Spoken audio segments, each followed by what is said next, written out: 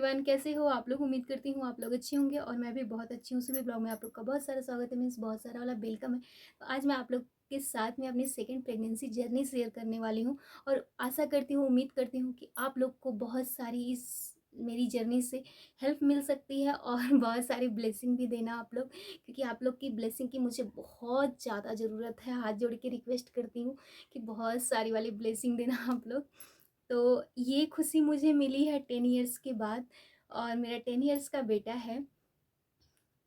मेरा C section था और हमने मतलब 5 इयर्स तक तो सोचा नहीं, 5 इयर्स 6 इयर्स तक नहीं सोचा।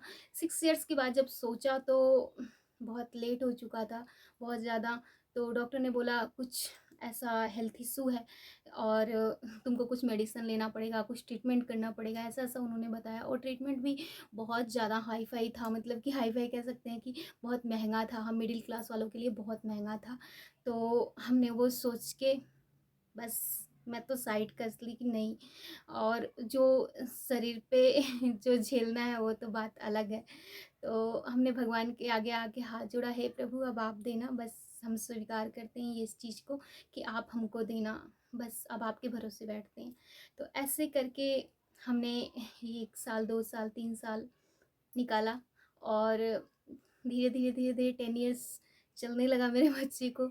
और हमने तो सारी उम्मीदें ही छोड़ दी थी कि बस भगवान ने एक दे दिया, भगवान उसको लंबी सी उम्र दे, अच्छे से रखे बस, अब तो पता नहीं अब आपकी मर्ज़ी प्रभु। तो ऐसे करके हमने मतलब एक उम्मीद छोड़ दी थी, ऐसा ही था मेरी लाइफ़ में। फिर उसके बाद सडनली जून की बात बता रही हूँ, जून में मेरा डेट था और उसके बाद जुलाई में हमने मतलब नहीं आया 2-3 दिन, 2 दिन वैसे एक्चुअली मेरा डेट ऐसा है कि वो मतलब कभी भी लेट नहीं होता। मतलब अच्छा रहा है, आज तक अच्छा ही है। कभी भी मतलब लेट नहीं होता, बस इतना मैं कह सकती हूँ। और उसके बाद जो है टाइम करेक्ट टाइम रहता है तो कभी लेट नहीं होता है। तो मुझे थोड़ा-सा एक मतलब जून में थोड़ा-सा डाउट गया कि हाँ, थोड़ा-सा 1 दिन तो लेट हुआ। तो फिर ऐसा था ना कि मेरे हम लोग को घर में कोल्ड हो रखा था, सबको कोल्ड हो रखा था। पतिदेव को, मेरे को, सबको हो रखा था। तो हमने ये सोचा कि शायद मतलब जब आपकी तबीयत ख़राब रहती है ना, तो आप किसी और चीज़ के बारे में नहीं सोच सकते। आप इतना सोचोगे कि हाँ, मेरे मतलब मुझे कोल्ड हो रखा है, मुझे फ़ीवर हो रखा है, इन सब चीज़ों के बारे में ज़्यादा सोचोगे कि हाँ, फ़ीवर है, कैसे भी करके ठीक हो जाए। और उसमें मेरे डॉक्टर ने बोल दिया था हम तीनों को शायद कि डेंगू का चांसेस है, ऐसा करके बता दिया था। और फिर मतलब और हम लोग से ज़्यादा बच्चे की तबीयत ख़राब हो गई थी मेरे। तो उसको तो डॉक्टर ने मतलब एकदम मतलब बोल ही दिया था कि हाँ, डेंगू है, मतलब 90% और 10% नहीं भी हो सकता है। हमने चेकअप करवाया तो भगवान की दया से वायरल फ़ीवर ही था, डेंगू कुछ भी नहीं था। तो उस टाइम में मेरे को भी फिर ज़्यादा ही फ़ीवर हो गया। घर में एक जन को होता है तो सबको होता है। कोई नहीं, ऐसे करके फिर 1 से 2 दिन लेट हो गया। फिर मैं गई और जाके दवा लेके आई। सैटरडे का दिन था, हम लोग जाके दवा लेके आए। ऐसा था कि अगर सैटरडे को हम दवा नहीं लेते तो संडे को सभी मतलब क्लिनिक बंद रहते हैं और बड़े-बड़े हॉस्पिटल वगैरह खुले रहते हैं। तो ऐसा लगता है कि थोड़ा-सा सर्दी जुकाम और फ़ीवर के लिए हम क्या इतने बड़े हॉस्पिटल में जाएँ। फिर हमने क्या किया, जाके क्लिनिक से दवा ले ली और वो दवा मैंने रात को खा सैटरडे को लिया, रात को खाया और हाँ, रात को खा के सोई। मुझे नींद नहीं आ रही थी, कोल्ड इतना ज़्यादा था कि नाक जाम हो जा रही थी। तो फिर मैं रात को ना चाय बनाई और चाय बना के पी जब, तो मुझे जैसे ना चाय से बहुत अजीब-सी स्मेल जैसी आई। तो मैंने बोला हाँ, शायद कोल्ड है, इसकी वजह से हो रहा होगा ऐसा। फिर मैंने पतिदेव को बोला कि आप चाय पियोगे क्या? तो उन्होंने ऐसे घड़ी देखा तो घड़ी में बज रहे थे 1 बजे थे, 1 बज के 20 मिनट हो रहे थे। बोलते तेरा दिमाग खराब, इतनी रात को कोई चाय पीता है? ऐसे करके उन्होंने बोला। फिर वो मैंने बोला जाने दो क्या किसी को उठाना है जब कोई नहीं उठेगा। तो फिर वो सो गए और फिर मैं अपने लिए चाय छानी और रात को पी और उस पीने के बाद मुझे ना वॉमिट जैसा फ़ील हुआ अंदर से। अजीब तरह से मतलब एक मतलब वॉमिटिंग जैसा ऐसा लगा, लेकिन मुझे कभी लगता नहीं है, फिर कितना भी कोल्ड वगैरह होता है तो कुछ भी मुझे ऐसा फ़ील नहीं होता है।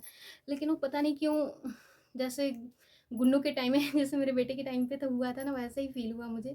तो थोड़ा-सा मुझे डाउट गया और 2 दिन डेट भी लेट हो गया था। फिर मेरे को किसी तरह से मतलब एक वेट कर रही थी कि सुबह हो जाए, सुबह हो जाए। फिर सुबह 1, 2, 3 ऐसे करके रात कैसे काटी हमने। 8 बजे और 8 बजे जाके हमने डॉक्टर को कॉल किया और वो डॉक्टर इतनी अच्छी है कि मतलब मेरी ज़िंदगी एक तरह से देने वाली वही है। और मेरे को जो कुछ रहता है मैं उनसे डिस्कस कर लेती हूँ कि हाँ, क्या है, कैसे है। मैंने उनको फ़ोन किया कि ऐसे-ऐसे है, तो उन्होंने बोला आज संडे है, आज क्लिनिक बंद रहेगा, तुम एक काम करो, एक किटला अगर तुमको डाउट लग रहा है तो फिर उसको चेक करो, अगर ऐसा कुछ है तो कल क्लिनिक खुलेगा, तुम आ जाना। मैंने बोला ठीक है। फिर वो किट लेके आए, चेक किया, 2 लकीर पड़ गई एकदम डार्क सी 2 दिन ही बाद। फिर उसके बाद मुझे तो कन्फर्म हो गया और फिर पतिदेव को दिखाए तो उन्होंने बोला कि चलो भगवान ने हमारी सुन ली। मतलब उनको ये लगने लगा था, उनको भी चाहिए था और मुझे भी चाहिए था, ऐसा नहीं कि हम दोनों को ही चाहिए था सेकंड बच्चा, एक फैमिली कंप्लीट हो जाती है। तो वही था और उसके बाद वो जब वो मोमेंट देखा ना तो थोड़ा-सा इमोशनल जैसा हम लोग हो गए दोनों हस्बैंड वाइफ। और लेकिन एक चीज़ हमारे अंदर था, मेरे अंदर, कि मेरे को फिर मेरे बेटे जैसा फिर वही हाल होगा, वॉमिटिंग और वो सारी चीज़ें। मतलब मुझे कुछ मेरे लिए बहुत डिफ़िकल्ट होती है प्रेगनेंसी, इतनी डिफ़िकल्ट होती है ना कि सच बता रही हूँ, अगर जो मेरे साथ में रहता है और जो देखता है ना, वो ये कहेगा कि बस हाथ जोड़ लेगा मेरे को देख के ऐसी मेरी हालत हो जाती है।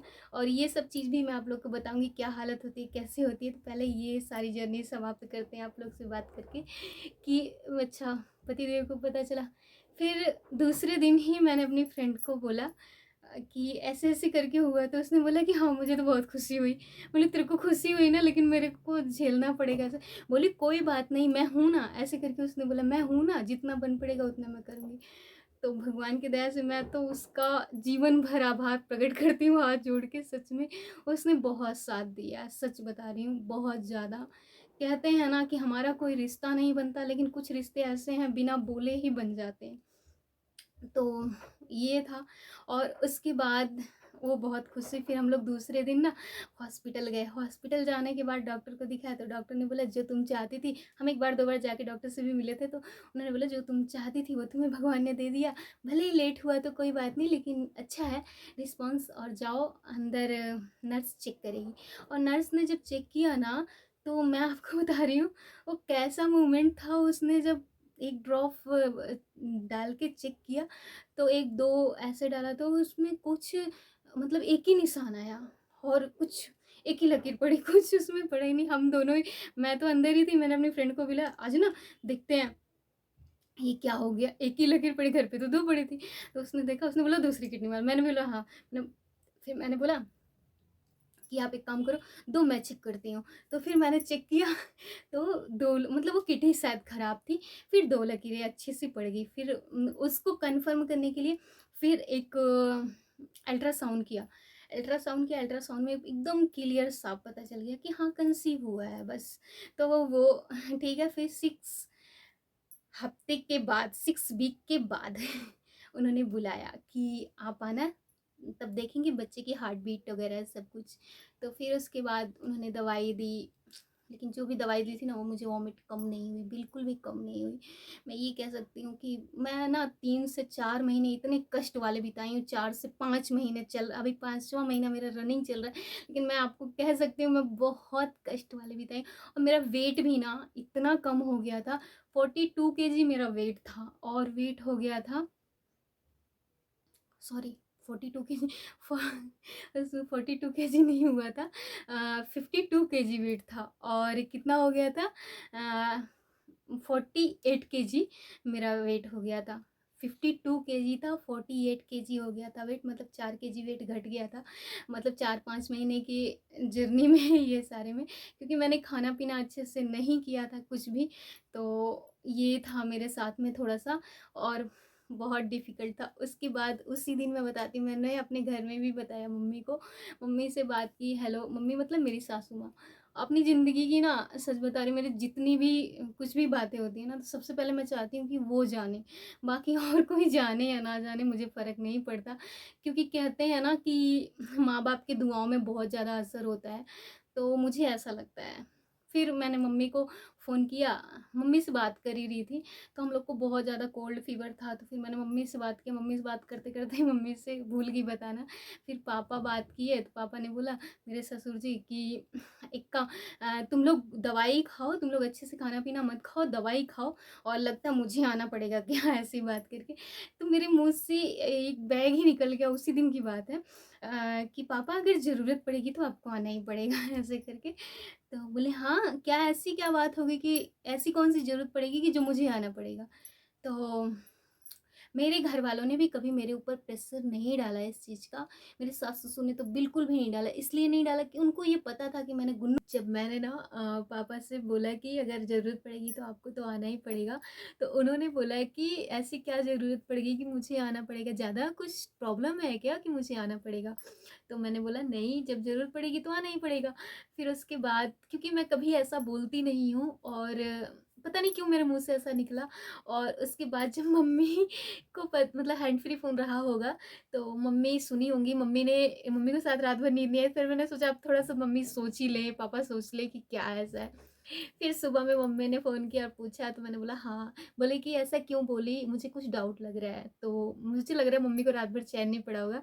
तो मम्मी ने बोला कि हाँ कि कुछ मुझे डाउट लग रहा है। मैंने बोला हाँ मम्मी डाउट आपका सही है। तो उन्होंने बोला ठीक है कोई बात नहीं, हम लोग को थोड़ा-सा डर लगता है कि गुन्नू जैसा ही हो ना हो बस यही। तो ख़ैर मेरा सारा मूवमेंट सारी चीज़ें वॉमिटिंग-वॉमिटिंग सब कुछ गुन्नू जैसा, गुन्नू से भी कहीं ज़्यादा ही था। अभी ये जो 5 महीने चल रहे हैं मैंने ना ना अच्छे से खाना खाया है इतने दिनों में। कहते हैं ना कि भगवान सब साथ देता है, तो हाँ, भगवान ही साथ दे रहा है, ऐसा ही चल रहा है मेरे साथ में। और तो आप लोग को शायद ये जान के पता च मतलब बहुत अच्छा लगेगा कि 10 इयर्स बाद मुझे ये खुशी मिली और मेरा बेटा तो इतना ज़्यादा खुश है कि मैं बता नहीं सकती। वैसे घर में सब लोग खुश हैं, ऐसा नहीं है कि कोई दुखी है, सारे लोग बहुत खुश हैं और ये मोमेंट तो बहुत यादगार रहता ही है। तो अब मैं अपनी वीडियो को यहीं पे करती हूँ एंड और आगे की जर्नी आप लोग के साथ हर पल हर समय शेयर करती रहूँगी बस। तो कैसा लगेगा आप लोग को मुझे कमेंट करके ज़रूर बताइएगा और बहुत सारी वाली ब्लेसिंग दीजिएगा। तब तक के लिए बाय, टेक केयर।